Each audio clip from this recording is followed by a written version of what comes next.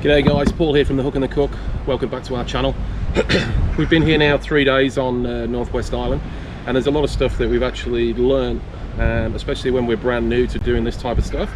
So I just thought I'd share a few videos with you, just regarding some of the things that you're going to come against if you're coming away to some of these remote islands.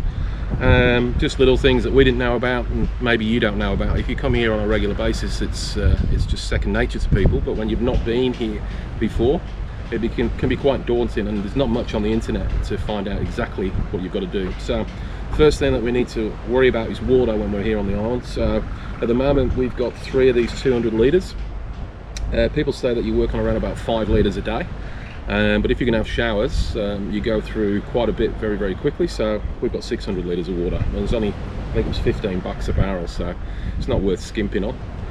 When you do arrive, all these get rolled off and you've got to get them to your campsite. So what's really good here on Northwest is that everyone helps each other, especially the guys when they get off the barge, and when you're getting on the barge you help everybody to get off, and then they'll help you get back on. So it's good fun. Okay, so to get the water out of the barrel, I'm just going to show you. So basically you get a hammer and just tap on there and twist it around like so.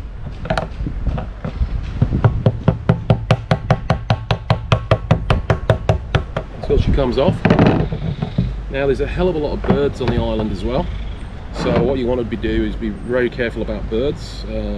You know, the drop-ins going in your water, so try and do it where there's no birds under the tree where you put your water. The one that the GoPro's sat on at the moment is full of bird poo, and also make sure you always put this back in. The last thing you want is your water to be contaminated when you're on an island 75 k's away from everywhere. Okay, so now we've got to siphon it. So what I've got here is, this thing's great. We bought this at I think at Auto One or one of them shops, you know. And basically this is what you siphon your water with, and also your petrol. So what we do with this, and we got it working at home to make sure it works first. Obviously you don't want to arrive and you've got nothing. So basically what we do is we pop this into the top, and it's got like a little suction cup on it. Pop it into your water tank, jiggle it like so. So we jiggle it up and down like this, and as you'll see, water's come up through here, and then it siphons straight back in. So as you can see here, now we've got water, which is fantastic. Now we had a bit of a drama with our shower, and it's not working. So what we're doing at the moment, if we got these tubs, we fill them with water, put them in the sun all day, and then we've got a nice hot shower. So we got away with that one. But I suggest that yeah, you make sure that you check out really good showers, because we had a major drama with ours, and yeah, we don't want to go into it. Now to stop it from siphoning, we just pull it up like so.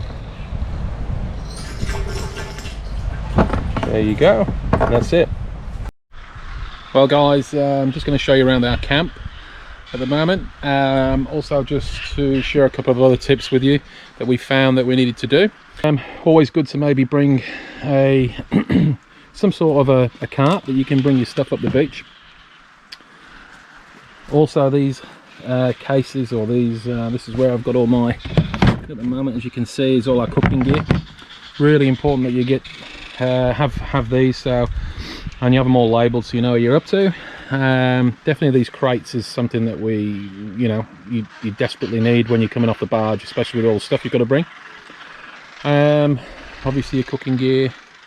One of the most important things when you come up here on these islands is make sure you've got plenty of tarps. Okay, why do you need plenty of tarps? Because the amount of birds here and the bird life is insane. I'll just give you a look at the top of my tarp, and we've only been here for 5 days. It's almost white with bird poo. Okay, so definitely plenty of tarps. Next time I come, I'll probably bring one more tarp with us. It's nice and shady. We've got our shower here. Unfortunately, we had a major disaster with our shower. There was a fault in it, and it caught on fire. So there you go. We'll be taking that back. Had a fault with the actual shower head. There's our swag. Danielle's in there. She's having a bit of a siesta. Now then, we had here we had our fridges and freezer set up. After about 3 or 4 days, what happens is, especially when we're in the shade here, your fridges start to run out of solar power, or the batteries drop in power. So we've just moved them out to the sun to get full sun. Anyway, there's my solar blankets getting full sun. Charging these batteries up, and I brought the actual, this one here I've got on freeze. This is an XTM from BCF. Works really well, but then after about 4 or 5 days, the batteries, especially when we're in the shade over here, they're not getting full sun, so we have to bring them out every sort of 3 or 4 days. So don't freak out. Don't think your batteries, if your fridges start turning off, it's just that the batteries need to be up to around about 12. Yeah, charged up. What have we got on this one? 11.3, but by the end of the day that'll be fully charged, that battery. And it's also running my fridge freezer at the moment. This one's a freezer, and any fish that we catch a little bit later on in the week I will freeze up and probably take back with me if we don't eat it anyway. We haven't got that much. I think we had enough, probably enough steak and a bit of sausages for the first, say, 6 days. Now we're sort of relying on hopefully what we catch, and we've also brought some, obviously, lots of rice and pasta and things like that, so that if we don't catch too much, then we've still got food. That's about it really. Any dried sort of foods that you need to bring, make sure you bring some dried foods. But the main thing is, what I've learnt on this trip, is you've got to have proper anchors, and I've just ordered one from the barge. So Blackie, who runs the barge, has contacted the chandlery over there in Gladstone, and I've ordered a nice plough anchor. I might go through a little bit of that, so that when you do come to these type of islands and she does blow, I mean, there was about 2 boats up on the beach the other night, it's really important that you have a really good anchor and a way to do it. It's not like anchoring just out when you're going out fishing. It's totally different, and it can be a bit scary, you know. You don't really want to lose your boat out there, and apparently quite a few people have lost their boats out to the reef. So at the moment you wouldn't even dream that anything could go wrong out there. How beautiful it is. But trust me, it was a wild woolly night and I didn't sleep very much. So yeah, you just got to make sure that you're fully equipped when you come out here.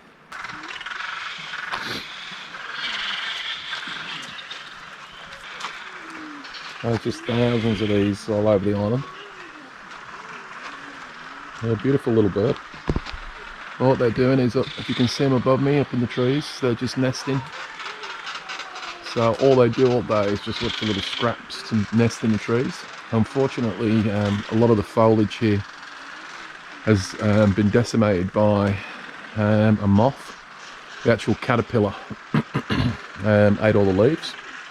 So, but all the trees are starting to come back now. It's just a natural event that happens. So yeah, we just hope we don't get heavy rain, or all these poor buggers' nests will just collapse, because we've got now a real sort of canopy cover. But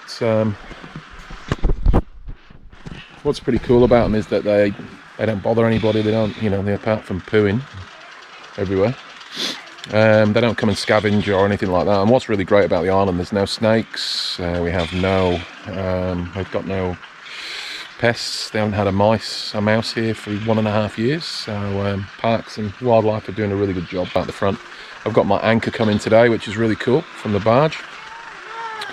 And yeah, I'm just going to go out to the boat now and maybe rig up a few lines for mackerel, and I'll just maybe take you for a wander out to the beach.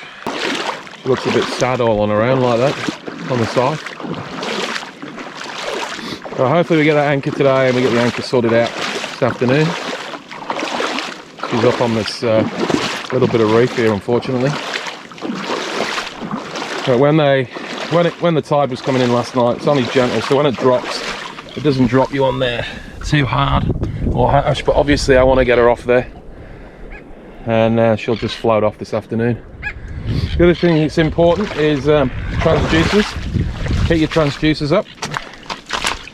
As you can see, my transducer is way out of the way of any harm. There's coral go around the back of her. Yeah, it's a bit freaky to see your boat like this, but trust me, it just floats off gently and it's no dramas. It's a bit of a shock when you first get here. Okay guys, I looked at a bit of footage before and I forgot to show you the actual anchor that I bought, or actually the GoPro, or the whatever I was filming it wasn't working. So yeah, what I've done, this is the anchor I came with. This is a sand anchor, and I had a couple of sand anchors on it. Just remember to shackle with your shackles. Just remember to make sure that they're you know, like I've got copper wire on that one to stop the shackles from coming off, because if you think about it, you've only got a $6 shackle stopping your boat that's worth whatever amount of money from floating away, so you really don't want them shackles to come undone. So this is the anchor that's been absolutely awesome since I got here. I don't even think that sand anchor was really doing much. Just put that second one in just to stop it from, just to give a little bit of reassurance if this thing gave. But this is it. This is a beauty, mate. She just drives herself in.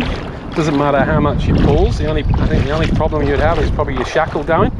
Also put a sandbag on there as well. Really awesome anchor, that one. And then really heavy duty chain, which is twice the length of the boat. Like I said, this is where we are at the moment. You go underneath it, it's almost like clay sort of, and sand anchors just don't grab on it. So it gave me a few sleepless nights, but finally we got a nice anchor and I'm not worrying about too much. And also what I did, I've got some bungee cord as well.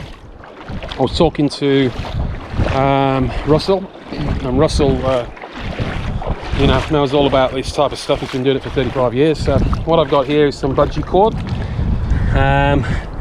Now with the bungee cord, I suppose you could splice it into the into your rope somehow, but I don't know how to do that, and I couldn't be bothered. So basically I've got two shackles holding that together, and this is the main line here, so it just takes the pressure off your boat when you're anchoring.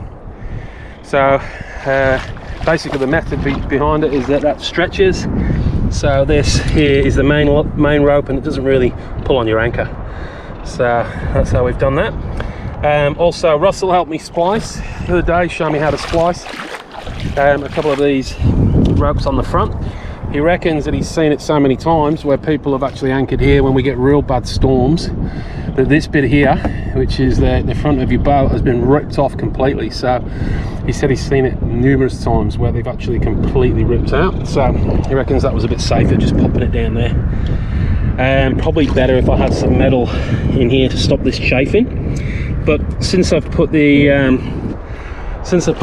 actual bungee cord on there, it should help it. Well guys, I hope you enjoyed that little tip. I know for all you boaties out there that do this on a regular basis, but for people like myself who pretty much go offshore with the boat, I've got a Minn Kota. I don't normally do big overnight stays. It's just something that would have helped me if it was online, rather than having all the dramas and the stress for the first 2 or 3 days of the boat dragging all the time and not sleeping and waking up and checking what's going on with your boat. And I know there'll be 100 different ways of being able to anchor your boat securely on an island or where we're staying at the moment overnight.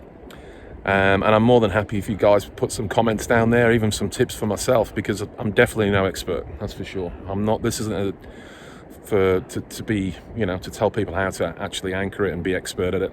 It's more basically to let people know that you've really got to think about it when you come to these sort of places. And the length of chain is one of the big things, and that anchor is amazing. All right guys, take care. Gonna have the coffee now and hopefully get out for a fish today.